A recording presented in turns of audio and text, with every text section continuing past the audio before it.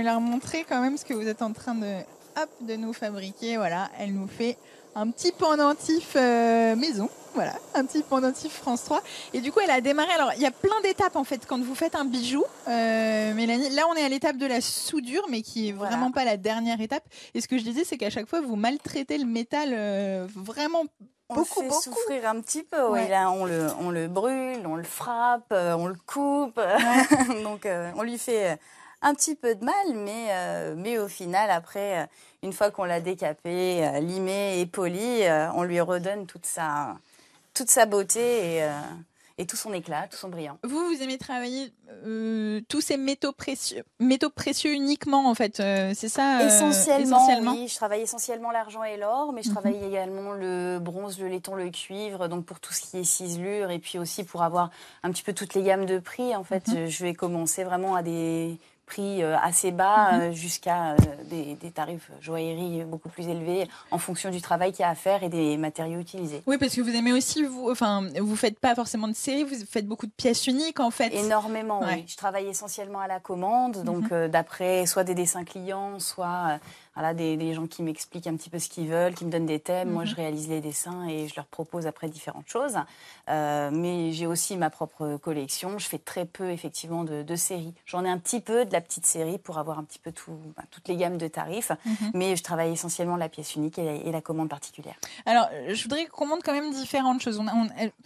Parce que moi, je savais pas du tout comment vous travailliez.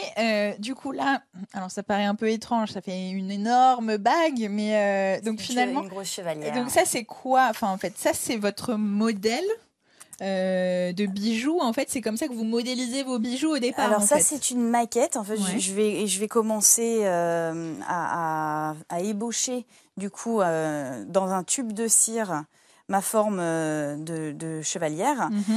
Donc ça, c'est uniquement l'ébauche, c'est le début. Ensuite, je vais sûrement relimer de chaque côté en fonction de la forme de la table de la chevalière. Donc, soit elle va être ovale ou ronde ou avoir une forme blasonnée. D'accord. Donc, on taille avec des limes. C'est de la cire de bijoutier. Ensuite, ce modèle en cire va être pris en moule plâtre. Et ce moule va être chauffé et on injecte le métal en fusion directement dedans.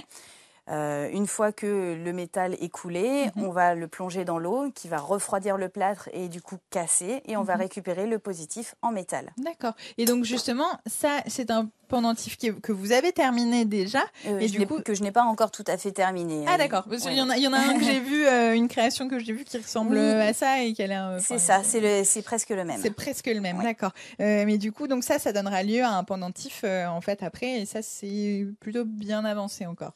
Ouais. C'est un peu plus avancé en tout cas que la chevalière, oui. Ça c'est sûr. Ok, ça marche.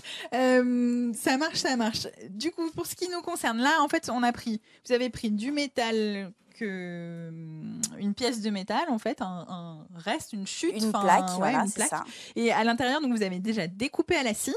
C'est ça, avec des petites scies très fines, comme celle-ci. Oui, c'est ça. Et ensuite, après, en fait, là, vous avez soudé tout ensemble. Et ça, c'est quoi le petit rond? Ça, c'est une sertissure. D'accord. Pour mettre une petite pierre. Pour mettre une pierre à l'intérieur. C'est ça. Donc là, du coup, j'ai utilisé une plaque de métal que j'ai découpée.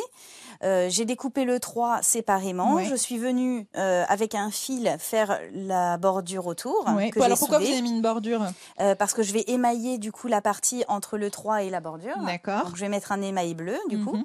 Et donc ce petit cercle-là que je suis venue faire avec un petit morceau de fil que j'ai mis en rond et que j'ai soudé va servir à recevoir la pierre. D'accord. Petite topaze bleue. Donc là, il nous reste à émailler, c'est ça? À émailler, polir et sertir. Alors, comment on émaille? En fait, ça va se passer avec ça? Voilà, c'est ça, avec cette petite poudre, là, qu'on va venir remplir, du coup, toutes les zones qui vont être bleues. Ouais. Et ensuite, on va passer au four à émail pour faire fondre cette poudre qui, en fait, est du verre. Donc, ça va fondre et faire une surface de verre bien lisse. Ouais. Et du coup, après, on va le ressortir et on va polir donc ce bijou. Et on va venir sertir du coup la petite pierre qui va se positionner ici. D'accord, et qui sera bleue elle aussi. Qui sera bleue elle aussi, évidemment. C'est bien, vous respectez même la charte. N'est-ce pas? Elle est parfaite.